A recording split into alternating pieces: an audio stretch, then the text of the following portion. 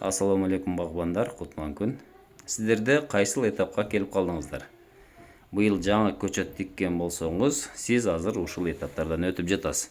Демек, жогорку зонада ушундай абалга келди жаңы көчөттөр, ортоңку зона бул ылдыйк зона. Азыр бизде май айы көчөттөр бир карыштай өсүп баштады. Же болсо эми өсүп баштады. Ушул убакта кандай азыктандырса болот?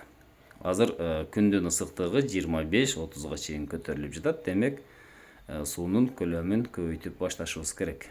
Ак тамырлар чыкты, жалбырактар чыгып, эми азотко болгон талабы өсө баштады.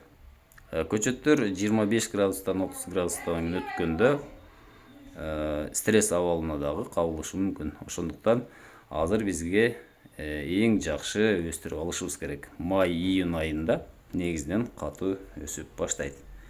Азыр мында көрсөтүп жазып койдук.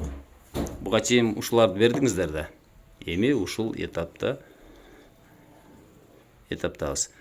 Сета гибрилин өстүрүү үчүн азыр бизге жакшы өстүрүп алышыбыз керек. 10 литр сууга аминокислотадан 30 грамм, келпак же болбосо коколи берсеңиздер дагы болот. Жердин pH-ын жакшы кармап турушубуз да керек. Азыр ушул этапта өсүп баштаган учурда бизге эң көп азот, карбамид же болбосо селитра тамырына жакын бербестен суудан кийин 20 грамм азот берсеңиздер болот. 1 гектарына ошондо 8 кг тамчылатып суугаруу менен кетет. Ар бир 10 күндө же 7 же 8 күндө ушуларды кайталап берип турсаңыздар болот. Мына ушул айткан келпак, азот, аминокислоталарды көчөт жакшы кабылдайт, жакшы өсөт, жалбырактары чоңоет, стресс болбой өсөт, анан сабактары калыңдап, бакубат боло баштайт. Азыр калийди бербей туруңуздар, калийди бир айдан кийин беребиз.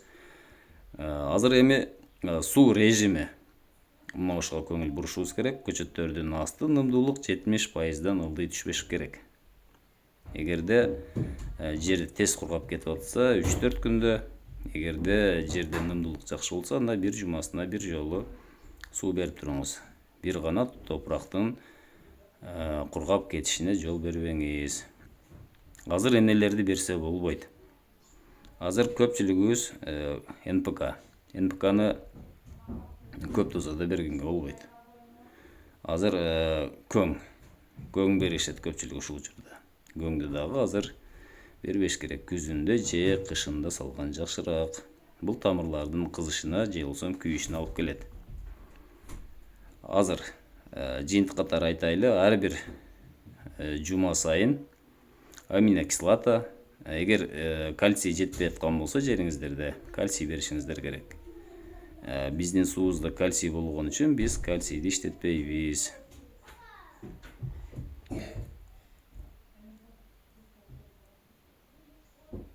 Урматтуу багбандар, июнь айында дагы кайсыл фазада келген болсо ошол боюнча сабак өтөбүз. Азыр биз мына ушул фазалар боюнча сүйлөштүк. Июнь айында бизде ушундай абалга келет. Бул азыр бүргөндү зонасынын абалы ушундай абалда. Тамырлары жакшы өсүп баштады. Фосфор жөнүндө айтпаганын себеби биз тигип жатканда 200 граммдан асты жагына фосфор салганбыз. Ошол себептен тамыр системасы үчүн фосфорду айтпай кеттик. Мына ушундай туугандар, сиздер менен Багысыр Кыргызстан каналы болду. Тынч аман болуңуздар.